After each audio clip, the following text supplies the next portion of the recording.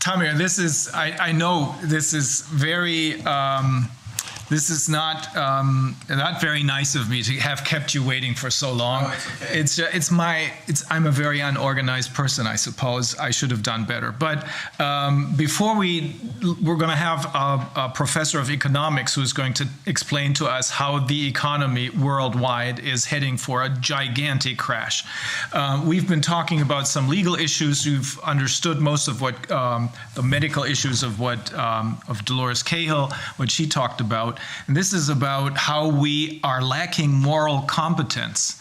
And that is the basic problem why so many people are getting fooled. Because they haven't learned over the last 20 or 30 years, they haven't learned to use their brains to think about things and to discuss matters. It's easier for some of us to not discuss problematic situations, but just pull out a gun and shoot.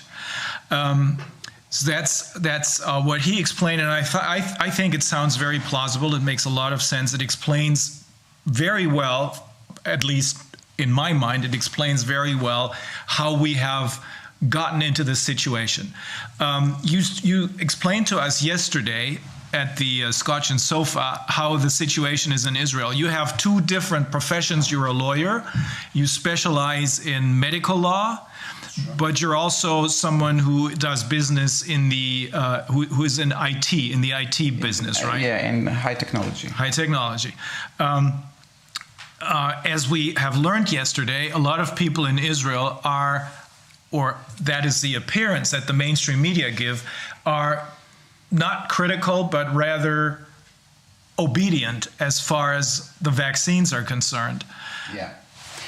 I have to say goodbye. Ja, danke. I have a date. Vielen Dank, Herr Lind. I would really like to see this lecture translated. I think wir brauchen Ihre Materialien, weil Herr Turgal gerade sagt, das möchte er gerne selber nachlesen können. Ja, ich habe hier auch mein Buch eingeblendet, was, ich weiß nicht, ob Sie sehen, How to Teach Moral Competence. Ja, ist das in Englisch? This book is also translated into Chinese, and I'm invited to China more often than to Germany. Oh, great. They are really interested in this kind of learning. We're going to forward this. We're going to forward this to you. Vielen Dank, Herr Lind. You see my book? I don't know. Yes. Yeah. How to teach moral competence. I will just take it from here about what you said. I think when you instill fear, and after fear becomes also hatred in people's mind, then we as humans, as the way I see and with the way we see the whole past year, is changing the way that people can think critically and analyze the situation. So unfortunately, it seems that history is repeating itself time and again. And we can see lack of education, but also using a very vicious tactics to pull people to wherever the regime or the so-called governments wants to take them. You spoke about the media, the mainstream media. I'm not sure there is a media anymore, mainstream media. I think the real media is what we are doing here. It's the open media. Let me ask you just one question. Do you have the feeling, this is what some of the people who we spoke to today said, Renate Holzeisen, for example, do you have the feeling that more and more people are turning away from the mainstream media when they're looking for real information and trying to get this real information from other sources? Yes, I believe so. But then again, I'm saying people that have been instilled with fear, people that are following the normal trend of just getting the information from the newspaper, and if it's in the newspaper, so obviously it's true, then it's harder for people to wake up. But as we talked yesterday, and we reminded this famous saying that refers to Abraham Lincoln, which probably is not, he was not the one to say it, but it doesn't really matter who is the one to have the copyright. But you can fool most of the people all the time, or some of the people all the time, or all the people some of the time, but you cannot fool all the people all the time. And now what we see is that there is something going on for a long time. So as long as time is passing, more people are waking up, because you cannot fool all of them, as the saying goes. So we'll go back to the question about the media, the mainstream or so-called media. This is not a media, this is a propaganda channels, and normally you can see that these are big groups, like we see cooperation in everywhere, in economics, in health, in communication, and they are being controlled by a lot of money. And instead of being what we are calling the fourth pillar of democracy, critical channels for information that ask the right questions, bring different opinions to the table, we see what I call a propaganda, because we see, and definitely in Israel, because I can speak about Israel maybe more than any other place in the world, because I'm connected to what's going on over there. Obviously, there is an agenda, and that agenda is being pushed over the population, and unfortunately with a lot of success in the state of Israel. And it's kind of, I would say, symbolic that I'm here in Germany getting a help of people like you guys and all over the world that are saying giving different information and having a different conversation, when in Israel, which is supposed to be, I think, the leader because of our history of freedom of speech and critical thinking, it became, I feel, and I represent many people in Israel right now that feels that the country, in terms of consciousness, is being hijacked, and that people are being fooled and maneuvered to believe that they are leading the world. People are so happy with the vaccination. They're almost there, getting out of this corona thing. It's just around the corner, and this is the lie that they are perpetuating to them, and many people are buying it. And it's very sad that this has happened in this country, when they don't know that in many other countries they're looking at Israel and they say, what? How come in France, 60 million people, almost nobody is rushing for vaccination? Same goes in Germany. Same goes in other countries. And some people, when I talk to my close people, say, oh, maybe they don't have the vaccination. These countries are more wealthy than ours. If that was something that the governments or regimes would want to promote, they could promote it. That's not a problem for them. I think the public opinion is a little bit different over there, and I have a lot of optimism that what's going on in Europe, in the States it's a big question mark, but in Europe will be the first to be the game changer for where we're heading forward, and I believe it's not getting our life back. We should go to a much better place than we were before, because where we were before, that was the ground to where we are now. Exactly. Okay. I'll just quickly translate it. Also, auch Tamir Turgal sagt, dass in seinem Land, in Israel, das Problem sein wird, dass es einen Mangel an Erziehung gibt, an der Erziehung, über die wir gerade mit Dr. Lind gesprochen haben, also an der Erziehung zu kritischem Denken, selbstständigem Denken, Dinge zu hinterfragen, zu diskutieren. Das ist aber gepaart, sagt er, mit den bösartigen Taktiken, den vicious tactics, die auch da, so wie überall auf der Welt, die offenbar koordinierte Politik, von den Konzernen koordinierte Politik fährt, also die Panikmache und natürlich die Propaganda in den Medien, die von den gleichen Leuten beherrscht werden, wie die inzwischen jedenfalls, wie diejenigen, wie die pharmazeutischen oder auch die Tech-Betriebe. Er sagt, das ist ein bisschen fast schon symbolisch, dass ausgerechnet er als Israeli hier ist und mit uns Deutschen darüber spricht, auch mit anderen Europäern, weil er jetzt gerade in Holland darüber spricht, wie man die Situation auflösen kann, wie man hier zu einem guten Ende kommen kann. Denn auch da hat er das Gefühl, dass die Gesellschaft, zumindest die Politik und die Gesellschaft gekidnappt worden ist, gehijackt worden ist, sodass im Moment jedenfalls für viele Leute der Eindruck entsteht, es gäbe gar keinen anderen Weg. The ironic thing is that you're here in Germany, and there's something I have to tell you, because my father, who was 13 when the war ended, so he was not a soldier in the army because he was too young, but he remembered everything. He remembered when he was born and raised in Bremerhaven, which is a port city. And he saw during the war planes crashing in the city he didn't know whether it was British or American or German planes that crashed there, but he saw the dead people. One of the planes crashed in front of their house, and he told me this story once, but it was obvious that it had left a deep impression on him. And the pilot was still in his pilot's seat, but he was decapitated. That was shocking for someone who's 11 or 12 years old. And he wanted to find out what had really happened.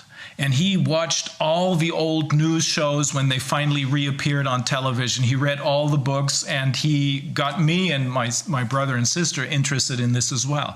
So I think in the end, he was very well aware of what had happened. Was he alive now?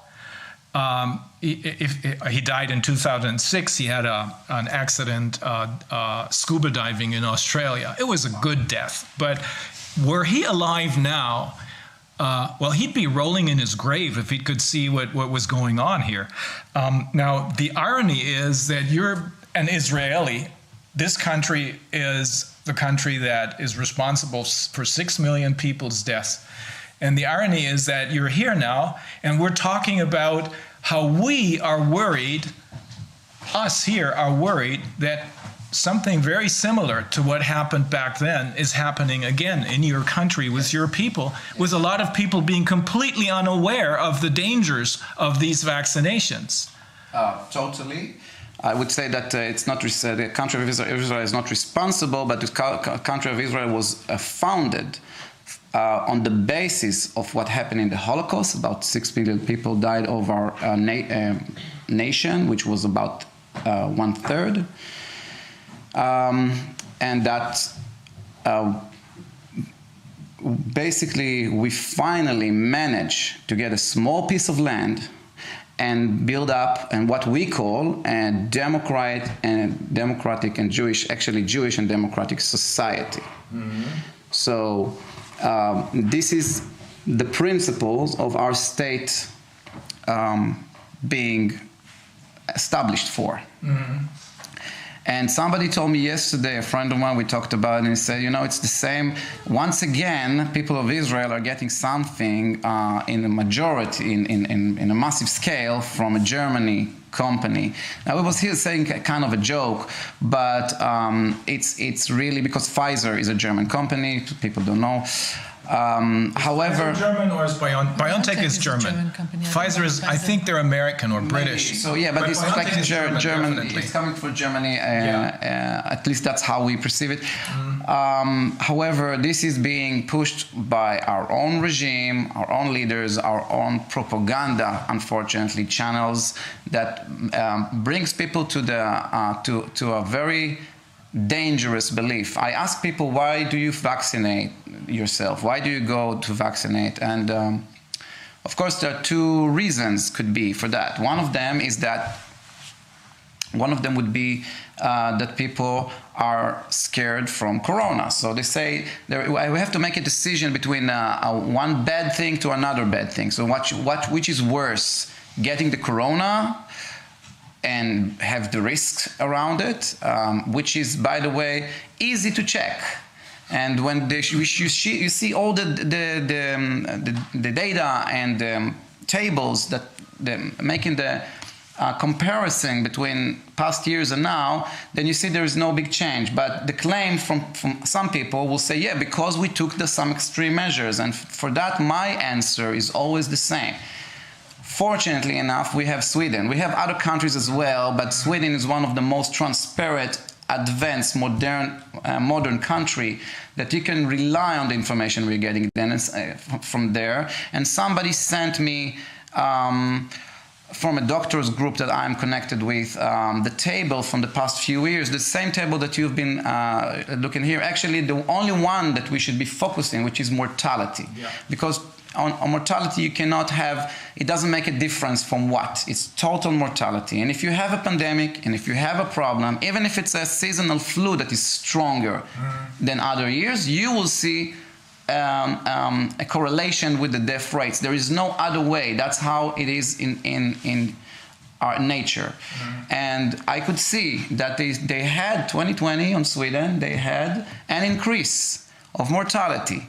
But that increase of mortality is equal than what they had in 2015. And when you look at the years between, yes, there is it's a lower rate, but it's not a huge difference. And this country didn't have one day of lockdown, didn't have one day of closing the schools, and didn't have even one day with masks requirement from the population. So you see pictures, videos that are coming up from Sweden every day almost, when people want to show the rest of the world that they are going with the public transportation close to each other, they're going with the elevators close to each other. Yes, they said Andres Tegnell is the chief over there in health administration, and I think he's very brave, very professional as well. He's under a lot of pressure as well. Totally, but he's a strong man and he cares for his people. Yeah. And when he says, "You're not gonna fuck me again," because that's what he felt they did to him with the swine flu. He learned his lesson. Okay. He remembers how he was being lied to. So he's not gonna have that happen to his country again. Exactly.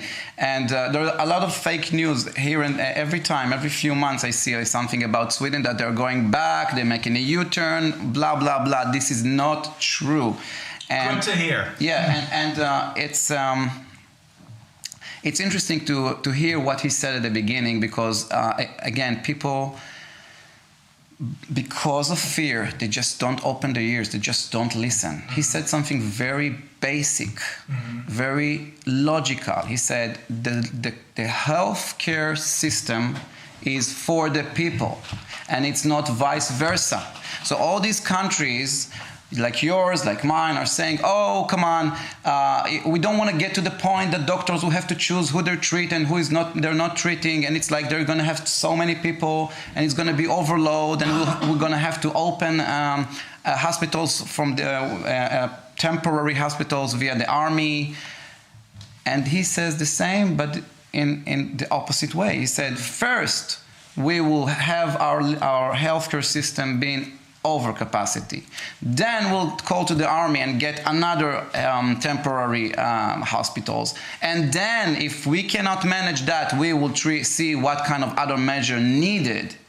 But what happened in most countries besides Sweden is the opposite. They say, because of this claim, which is kind of noble, right? Because they want to save the doctors from making such a harsh decision. So I think being a lawyer and dealing with what I'm dealing, it's really hard. So if you don't want to do it, don't get this profession. And exactly with doctors, if you don't want to face a hard decision, don't practice this profession. But if you are practicing this profession, well, first of all, you have to serve the people. The people don't have to be hurt by anything or changing their lives by anything because of this fear that something will happen. Let's see if it happens or not. I mean, we can see in Sweden, the skies didn't fall. So that's a fact. Yeah. So that's an answer for everybody that says, oh, no, because of the lockdowns, because of the mask, because of whatever, now it would have been much worse. So here is a country doesn't do it, and it's not much worse. Same goes with Belarus, same goes with Egypt, same goes with other countries. Finland, other countries, Thailand, Tanzania. There are many countries that are not being, you don't hear about them because, again, the media doesn't want people to know what's going on. They want people to believe and to follow an agenda. Yeah. Very interesting. What I think is also the case is that, so far with this illusion of democracy that we've maybe had before, you still have the expectations, and that's what people. You look at various news outlets, and you hear a little bit of a different opinion here and there, but it's basically the same. The main information is all the same, dangerous and all this, what we just said. But since I think this is, it's not that you come like fresh, new to a situation like this, but you come with all this heritage of kind of expecting that you still have some sort of objectivity, and I think that's also what makes it really difficult for people to understand that this is so. For whatever reason, we don't have to go into detail, but this is just this same stuff that's blown onto you, and then you think, oh, this must be true if everyone says it. That if it's raining and like it says in the news, okay, it's raining, then it might really be true. That's I think that's a problem. You're in an illusion still that clings with you. It always takes us back to the explanation that Professor Lind gave us, that people haven't learned to use their brains and think. Yeah. It is easier because of the failures of the last 20 years in our educational system, and I know it's about as long, probably longer, that this same failure happened in the United States, because I have firsthand experience with some of it. Because of these failures, people simply accept obvious lies, like the one that he was alluding to. He was reading to us a statistic from a nursing home where they had dozens and dozens and dozens of tests, which boiled down to 18 positive cases, which of course they explain, they tell us to be infections, but 18 positive cases. But because they had done so many tests, they made 126 cases out of this. A perfect lie, but people simply believed it. Let me just translate what you said. Also, Tamir Turgal sagte, dass die Basis, die Grundlage für die Gründung des Staates Israel der Holocaust gewesen ist. Das, was hier passiert ist, in Deutschland, in Europa, veranlasst von den Deutschen. Und dass deshalb eine demokratische und natürlich auch eine jüdische Gesellschaft in Israel gegründet wurde. Die Problematik, die sich in Israel genauso ergibt wie hier, ist, dass die Menschen offenbar obedient, also gehörig oder folgsam geworden sind, und das deshalb, und zwar deshalb, weil offenbar genau die gleichen grundlegenden Probleme dort herrschen wie im Rest der Welt oder zumindest hier in Deutschland, wie wir eben von Herrn Lind gehört haben, nämlich keine Ausbildung im selbstständigen Denken. Das Erstaunliche ist, dass hier jetzt ein deutsches Produkt, denn auch wenn Pfizer keine deutsche Firma ist, BioNTech ist die deutsche Firma, dass ein deutsches Produkt möglicherweise ähnliche oder sogar schlimmere Schäden anrichtet als das, was ein anderes deutsches Produkt vor 80 Jahren hier in Deutschland angerichtet hat. Die Gefahrenquellen sind offensichtlich. Wir haben das jetzt so oft gehört. Die Nebenwirkungen und die Langzeitfolgen sind nicht mal im Ansatz erkennbar bis heute. Wir haben aber, wie wir vorhin in dem Einspieler gesehen haben, jetzt schon massivste Nebenwirkungen, die man sich kaum angucken kann. Trotzdem machen die Israelis das mit. Und das Erstaunliche ist, darauf hat er auch hingewiesen, dass auch die Israelis ja sehen können, was wir sehen können, nämlich, dass es andere Möglichkeiten gibt. Zum Beispiel Schweden, zum Beispiel Thailand, zum Beispiel Tansania, zum Beispiel Finnland, zum Beispiel Weißrussland und viele andere Länder mehr. Wir haben hier weitere Zuschauer, die uns darüber informiert haben, dass es in Marokko und anderen Ländern ebenfalls so ist, dass zwar irgendwie die Regeln aufgezwungen wurden, aber kein Schwein sich dran hält. In Schweden nun sind die Regeln noch nicht mal durchgesetzt worden, sondern der Anders Tegnell, der Chefmediziner, der dort die Richtung vorgibt, der hat gelernt aus der, man muss es so sagen, Verarschung, der er bei der Schweinegrippe zum Opfer gefallen ist, und er lässt sich das eben nicht nochmal gefallen. Hier wird massivster Druck ausgeübt auf ihn, aber die Schweden sind nach wie vor stolz darauf, dass sie keine Masken haben, keine Lockdowns haben, und sie haben keine erhöhten Todeszahlen. 2005, sie haben ein bisschen erhöhte Todeszahlen, aber Tamir Turgal hat gerade gesagt, das war in 2015 ähnlich. Das gab immer mal so ein Auf und Ab, genauso wie bei uns. Das Problem ist also, wieso merken die Leute das nicht? Wieso verstehen sie nicht, was vielleicht ausgesprochen werden muss, nämlich da hat er eben den Anders Tegnell zitiert. Anders Tegnell hat seinen Leuten gesagt, das Gesundheitssystem, also auch die pharmazeutische Industrie, die eine große Rolle spielt im Gesundheitssystem, ist für die Menschen da, nicht andersherum. Die Menschen sind nicht dafür da, das Gesundheitssystem mit Profiten zu versorgen. Das sind Dinge, die aber offenbar noch ein bisschen brauchen, um auch bei der allgemeinen Bevölkerung anzukommen. Auch in Israel gab es ja schon erhebliche Nebenfolgen. Bisher hat die Bevölkerung aber diese offensichtlichen Wahrheiten, vermutlich aus den gleichen Gründen, nämlich einfach totales Zusammenkrachen des Bildungssystems. Es fehlt völlig an der Fähigkeit zu diskutieren, sich Gedanken zu machen, Dinge zu hinterfragen. Vermutlich aus den gleichen Gründen sind die Israelis so folgsam wie hier. The thing is, why is it that Israel obviously got the first truckloads of vaccines when the rest of the world was still hoping that they would get it? Why is that? Israel has an agreement with Pfizer, I think also with Moderna. The information is not so clear because the government only reveals whatever people told me to be accurate and say regime, not the government. Government is working for you. Regime may be working against you, so I will use regime. But the regime is definitely... so they have they closed all the information, all the discussions under confidentiality for 30 years. Now, normally you do it when you have, you don't want anything to leak out because you have an enemy that can read what was the basis for this decision and that decision to do or avoid something. Yeah. But as far as I understand, the virus didn't learn how to read yet, the virus. So until that happens, we can all be safe that the government, regime, will be transparent with us. So we don't know exactly what happened. I know that after a lot of pressure this week or just lately, they did reveal some of the stuff about the contract that they've made with those companies, but not all of it.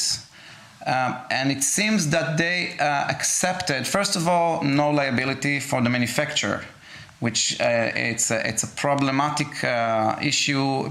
People like me that deals with vaccines, injuries, and I'm sorry about also some medical tyranny, are involved for years and know the consequences, like Dale Bigtree saying and Kennedy, Robert Kennedy Jr. about the non-liability of the vaccine manufacturers, which is one of the big sin of all, because they don't have the drive to make safe products. So Israel already gave up the liability for these products' safety. It is political. It's only political. We don't have Same here. any. We don't have any professionals that they can say that would they recommend the government, definitely when it was not even approved by the FDA, because those contracts were signed a few months ago already. That they could say, yes, we should do it. I mean, how can you say professionally we should use that thing when there are two main facts?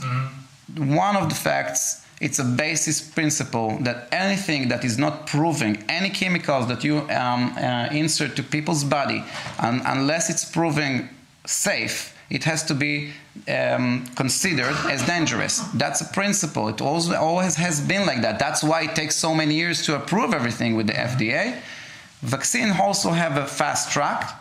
And this particular vaccine has a very, very fast track, which got the approval at the end after a lot of pressure, political pressure, with opposition within the board of the FDA, and it's very limited.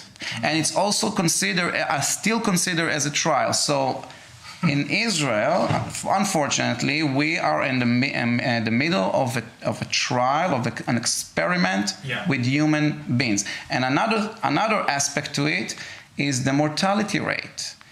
Again, this virus is killing about less than 0.5% of the people that get it. So why would you rush and vaccinate majority of people? They're talking about vaccinate now children in Israel, pregnant women in Israel. And you know what they're basing that? And I've read some answers from professionals, like official health experts from the regime. They're saying, we don't have data that shows that this is dangerous for them. So obviously it should be okay. This is the opposite of the principle of how the medicine standards are worked, at least worked until lately. It may have something to do with the fact that the push into Israel may have something to do with the fact that Pfizer has access to long-term medical records of people in Israel. Have you heard about this? You're talking about that they had it, or they're going to have it from now on? They're going to have it from now on. Of course. We know for sure that the government agreed that they will send the data, at least the mass data, which means that not necessarily with the person's name, but generally about what's going on, adverse reaction, whatever, to these companies. And on a first glance, it seems to be like a good idea, because if you already make an experiment, whether it's good to do it or not, at least get the right information from it. However, that has to be under a consent. We know after World War II, and again, it's symbolic, we're talking about it here in the table in Berlin, we had the Nuremberg trials. The Nuremberg trials were trials about crimes against humanity. That's the worst that you can be tried for, a person could be tried for. And then there was a realization, and then that we need to have different rules, set of rules that we didn't have before. And I'm emphasizing this because I have a point at the end. So our fathers and grandfathers, they made a change in the doctrine, and they said, now we have a Nuremberg Code, which is dealing about anything of medical treatment, and in particular about experiments. Then we had a progression with that, which calls the Helsinki Declaration. Again, making those things established, and then all different countries started to adopt these principles and got them into their own legal system. So we, for instance, in Israel, we have a law for the protection of a patient. Or the rights of the patients. And one of the principles in there is the informed consent. So you have to give a consent. And I always explain to people, consent means that you cannot consent if you don't want to. Otherwise, there is no meaning for consent. It's either I want or I don't want. And it has to be informed. And there are details what it has to be informed. But there's another principle, the principle of privacy. There can never be a real consent if it's not private. That's why we have private elections. It's confidential, because if I'm going to vote and people knows what I'm doing, then it will affect the way, because I can be apprised or I can be denied by my friends. But if nobody knows, then it's private. I can make an independent decision. So those principles are under a very heavy attack. And in Israel, they're making this trial, this experiment on the population. Nobody gets an informed consent. Nobody gets the extra information that you have to give in a trial, in an experiment. You have to explain also the nature of this experimental procedure, which is, by the way, what the FDA approved under an experimental phase, not just regular approval. And this affects people's decision. But I want to end with that I'm getting all day long, even when I was here, and I'm getting people approaching me. It becomes, unfortunately, the officials and the regime are trying to establish a new norm, not by law, by conduct. Yes. So now, for instance, in the army, because the people are young, they're over 18, they have a sovereignty to make their own decisions, so the parents cannot interfere, and that's okay. but they have a lot of peer pressure, definitely in that group of age. Same here in Germany. And with the army and other... And now it's coming to school. Next week they don't want to start into school. Now again, the people that can be hurt, according to the information that we have, are the elderly. Yeah. Why would we have to vaccinate everybody else? And also create a norm that people can ask you, are you vaccinated? Where are you going to be vaccinated? People got letters that they cannot go back to work if they are not showing vaccination. Now, when they come to me and ask me for help, and they said, maybe I should ask them that they will take responsibility, and I'm saying, no. You have to tell them, this is none of your business, what I do and what I don't do. And this is a violation or attempt for violation of my privacy, which has a criminal side as well. You can go to the police and follow or complain. But it's not about that. It's just, we have to understand where this shift is taking society. They want to take us back before the war. They want to take us back before the time that we have developed all this new and all these concepts of human rights and privacy, which built a glue for a democratic society. So it's not going to be a democratic society anymore. They want to get rid of it. If we're going to get rid of it, and the top of, I would say, on the edge of where it can go, and they already talk about it seriously in Israel, is what they call the green passport, which happily enough, it seems to be rejected already by the European countries. But in Israel, people believe that they could not even go and travel the world without it, which is probably not going to happen. And also it will have classes within the population. And this is in the state of Israel. So I want to mention also one thing on a personal level. My grandfathers from both sides were Holocaust survivors. And from my father's side, my grandfather, which I knew very well and I loved him deeply, he was an officer in the Red Army, and he was injured 3 times during the war and 3 times came back, because back then it was a different story how it works. And I grew up on those stories. And I grew up on the basis that we are now having our own country, that we're not being ruled by people outside, but unfortunately there is no immunity, if we're already talking about vaccine. There is no immunity from people to be hijacked by bad guys. It might happen to one nation or another. There is a history, but no one is immune. And this year, unfortunately, I'm saying it it makes me very sad that my country represents now how a society can be hijacked by bad guys. Well, we're going to work on this. Yes. Also, Herr Tamir Turgal sagte, ich habe gefragt, warum ausgerechnet Israel kriegt als allererstes diese Impfstoffe von BioNTech, Pfizer. Ja, da wird offenbar im großen Stil, I think maybe you got a special price for this as well. The original question was, how come that the Israelis got it first?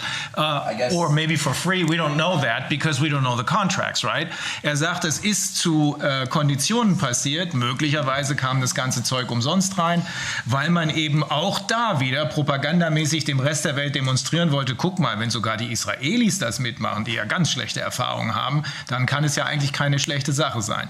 Er weiß aber nicht, was in den Verträgen drin steht, denn die sind geheim gehalten. They're secret, they're kept secret. The contracts are kept secret for 30 years, right? Just a note from my assistant here because I've heard about it too, I just forgot about it, but it seems that Israel paid more than other countries about the vaccines. The deal is not that great. Aha. So it's not, even that haven't been done right. Ja. Okay, also es scheint so zu sein, dass es nicht umsonst war, sondern dass sie mehr bezahlt haben als andere Länder. Also sind sie wohl, wenn das hier schief gehen sollte, in gleich zweifacher Art aufs Kreuz gelegt worden. Einer der Gründe, warum man ausgerechnet in Israel sofort zuschlagen wollte, ist möglicherweise auch, das ging jetzt öfter mal durch die Medien, natürlich nicht durch unsere Mainstreams, da kommt ja nichts, aber einer der Gründe auch, der sofortige Zugriff auf die langfristigen medizinischen Daten der Israelis, der Pfizer hier gewährt worden ist.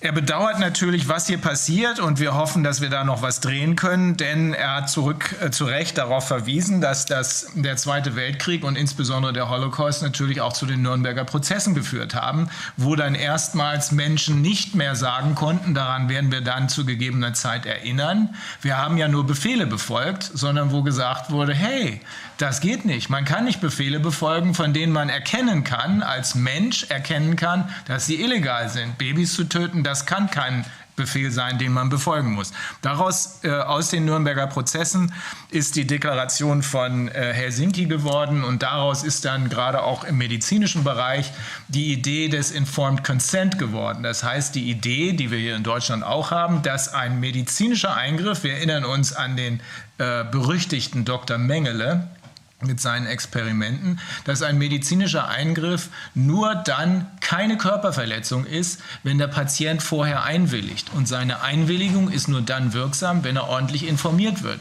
Und darauf hat Tamir Turgal auch gerade hingewiesen, eine Information, eine Aufklärung der Patienten oder der letzten Endes Opfer eines genetischen Experiments, sagt er ja eben nochmal deutlich, eine ordentliche Aufklärung hat nicht stattgefunden. Hier nicht und da auch nicht.